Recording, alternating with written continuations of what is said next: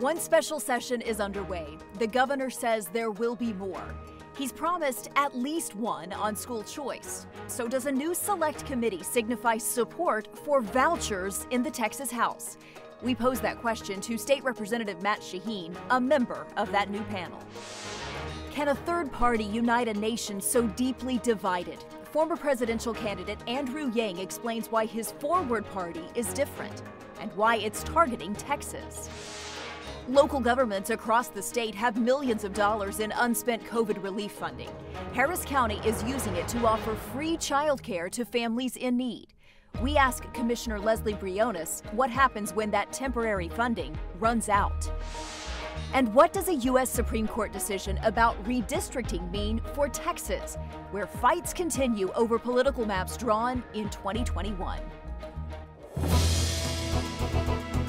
Inside Texas Politics with Jason Whiteley starts now. Good Sunday morning, everybody, and happy Father's Day to you. I'm Teresa Woodard in this morning for Jason Whiteley. There's a lot going on in Texas politics. Let's begin with a few headlines for you. We're starting with Texas Attorney General Ken Paxton.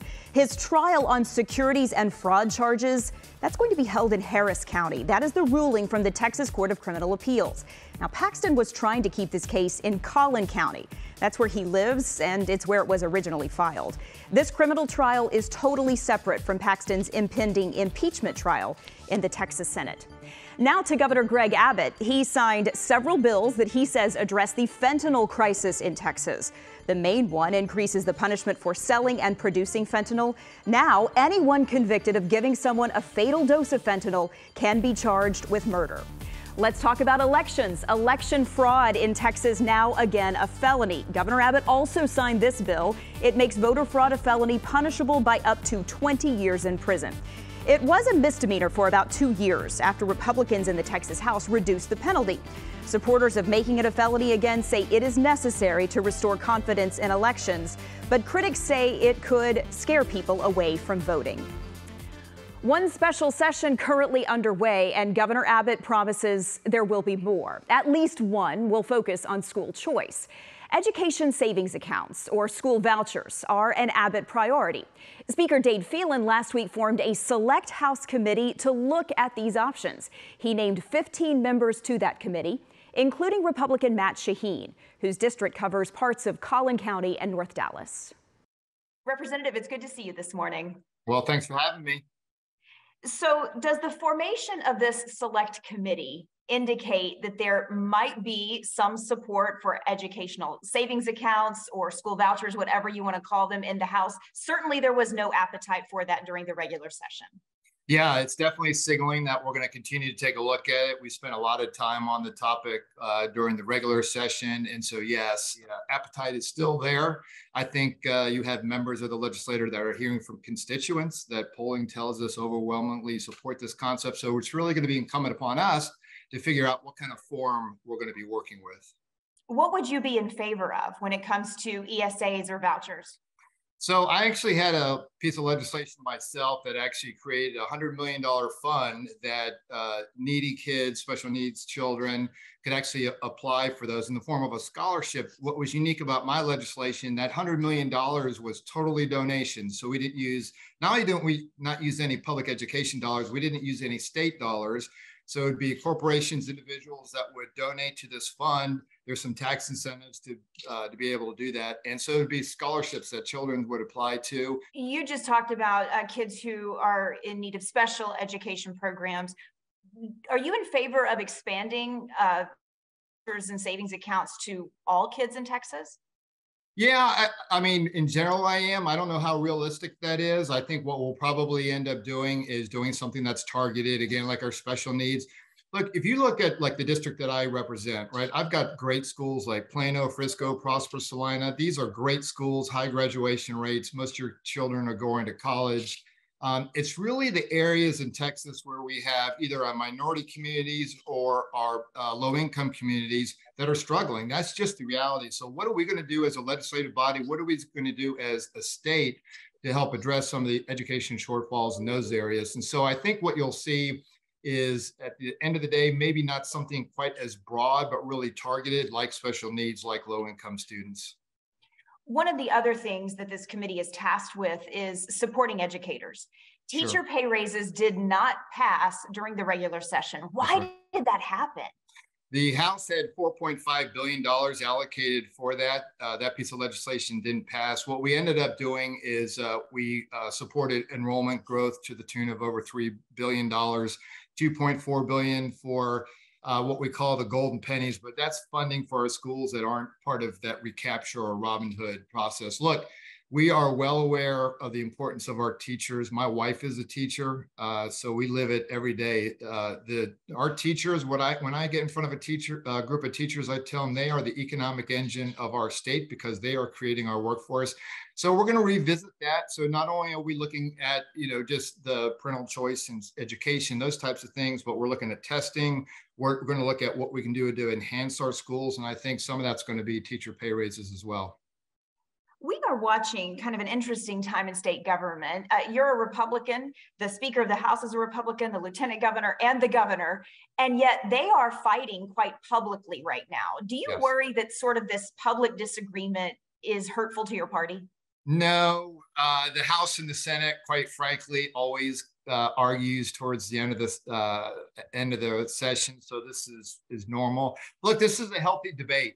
Whether it's, school choice or it's how to provide property tax relief. We're blessed in the state of Texas that we have this huge surplus. So we're trying to figure out how to provide the best property tax relief for our constituents. Look, the Republican Party does a great job at the end of the day of coming back together for a re-election and doing what's great for the state of Texas. Representative Shaheen, thanks so much for your time this morning. You bet. Thanks for having me. So Representative Shaheen does say there is an appetite for some sort of school voucher plan in the Texas House. With no resolution on vouchers or property tax relief in the regular session, we are starting to see a rather unusual alliance in this special session. Ian Mitra from the Texas Tribune is with us this morning. So Ian, tell us what's going on between Greg Abbott and Speaker Dade Phelan. Well, we've seen that they've more publicly shown alignment when it comes to the property tax issue, and so that's obviously something that shows that they're communicating in a way that's productive. And so what we're also seeing too is the speaker has announced this committee to look at education initiatives, presumably about vouchers, and so that's something that the governor has obviously emphasized. So the fact that the speaker has done this, looking ahead to a very much expected session on vouchers, it seems like there's some alignment there and some opportunities to work together in a way that didn't seem possible a little while ago, because the House has had test votes on vouchers and they didn't go their way, but the way of the proponents. But it's obviously something that shows that there's some appetite to working on it in the future. Yeah, you give a little my direction, I'll give a little your direction, is what feels like might be going on. Let's talk about this U.S. Supreme Court decision. They ruled on a redistricting case out of Alabama. What do you think this might mean for us in Texas? Well, yeah, as a reminder, the maps, the political maps that state legislators drew 2 years ago are still the subject of a lawsuit that has been delayed. And so, the ruling out of the Supreme Court related to an Alabama case was related to Section 2 of the Voting Rights Act, and basically upheld the aspect of Section 2 that says that districts, cannot be drawn and discriminate on the basis of race. And so that is a key component of some of the arguments that the plaintiffs in the Texas case have about the maps. Now, the timing of the case is still to be determined. There's a lot of issues related to discovery in the case, but it's certainly going to be an argument that the plaintiffs will use. Interesting. Something to watch. All right, Ian Mitra from the Texas Tribune, thank you, and stick around. We'll see you again in just a few minutes. A third political party formed to unite Republicans and Democrats. We sat down with former Democratic candidate for president Andrew Yang, the co-chair, and Harris County Commissioner Leslie Briones on offering free childcare for Houston area kids. A third party rarely sees success in American politics, but a new party has formed, aimed at uniting Republicans and Democrats who are exhausted by extremism, and sights are set on Texas. We sat down with former Democratic candidate for president Andrew Yang, the co-chair of the Forward Party. Thank you so much for being with us this morning. It's good to see you in person. Oh, it's great to be here. Welcome to Texas. Yeah, thank you. And explain why you're here. Why does Texas matter to the Forward Party? Oh my gosh, Texas is core to the Forward Party because there are so many folks here that don't want to move left or right, they want to move forward, and they're being suppressed by a political system that's really blanking out a lot of people's voices and what they want for the future. How are you going to change that? Well, what we're going to do is we're going to provide an option for Texans in all parts of the state. In the 43% of races that are uncontested or uncompetitive, it turns out a majority of the races in the state are nonpartisan. So you can run as a forward party member, or in some cases a Democrat or Republican, and we'll get behind you as long as you're not about the extremism. Is it pie in the sky to think that someone can get elected in this state who doesn't have an R or a D and is not appealing to the extremes on both of those sides? Well, there's an enormous opportunity here, and we're seeing it on the ground. We've already had hundreds, thousands of people sign up for Forward Party Texas, and the growth is happening every single day. So the pie in the sky is really imagining that you can have a dysfunctional political system and not have people rise up for an alternative. How are you going to do this? Because right now you're just a minor party. How do you elevate yourselves to actually get the stature to where people look at you and think, oh, we can do this? This is true. So to get to major party status here in Texas, we need 83,000 registrants. We're well on our way, and that's one reason I'm here over this week, is to get people to sign up. How do you dismantle something that's been in place for so long? I know that you want to talk about ranked choice voting, nonpartisan primaries. But those two things are just, so different from how we do things here in Texas. How do you begin to dismantle that? Well, if you look at the reality on the ground, let's say in a lot of the rural parts of the state and the Republican-led areas, 43% of those races haven't even had a challenger for a while. So, and I'm going to tell it like it is. It's not like Democrats are showing up there being like, we're going to make a difference here in this area. They've given up on those areas. So the way you change this is you go to those areas and say, hey, here's a person who's running. They're running as Forward Party, and no one knows what the heck that means. So they'll have to look at it and say, what does this person stand for? And they'll like what they hear and say, this is actually what I want, as opposed to this out-of-touch legislator who I actually barely know who they are and they're not a presence in the community. Many people have looked at Texas as almost just like an ATM to fund candidates on both parties, Republicans and Democrats. Clearly, it's going to take a lot of money to compete with that. How do you do that? Is funding coming in? Are you seeing donors? Or is that part of the strategy moving forward? We've already raised, let's call it like thousands, tens of thousands, even hundreds of thousands of dollars here in Texas because the appetite is so high. Most people here know that it's not working the way it is, and they want an alternative, and we're just going to grow and grow. Most importantly, in terms of people and registrants and elected officials, but also monetarily. How concerned are you about just the current status of politics, particularly in Texas, but across the country, because there is such deep divisiveness? It's one reason why our mission at Forward is so important, is that we can sense the polarization and the anger and the hostility just rising and rising. And we need to tamp it down and give people what they actually want, which is common sense leaders who want to solve problems and make things better for us and our families. Is there going to be a 2024 Forward candidate running for president? Well, we might support someone, but we ourselves are focused at the local level. The goal in 2024 is to have dozens of people who could have D or an R next to their name or Forward show up and be on school boards, city councils, county executives, but also even at the state legislator level, because if you had, let's say, 10% of the state house that was Forward, then you could reduce the extremism and make it so that people had to work together. Andrew Yang, thank you for your time this morning. Thank you. Great to be here. This week's Y'all-itics podcast features more from Yang and his fellow Forward Party co-chair, former New Jersey Governor Christine Todd Whitman. She is a Republican. While you are downloading this episode, be sure to subscribe. You can find Y'all-itics wherever you get your podcasts. The average cost for child care in Texas is $7,000 to $9,000 per year per child. It is one of the greatest expenses that families face. Harris County just started a pilot program offering free child care for kids 0 to 4 in low-income families. Federal COVID relief dollars are paying for this. We talked with County Commissioner Leslie Briones. Her district covers Northwest Harris County. Commissioner, thank you for your time this morning. It's great to see you. It's great to see you. Thank you for inviting me to Inside Texas Politics and everything that you and your team do to educate our fellow Texans. Well, thank you so much. So you launched this child care program in Harris County this week. What was the response like?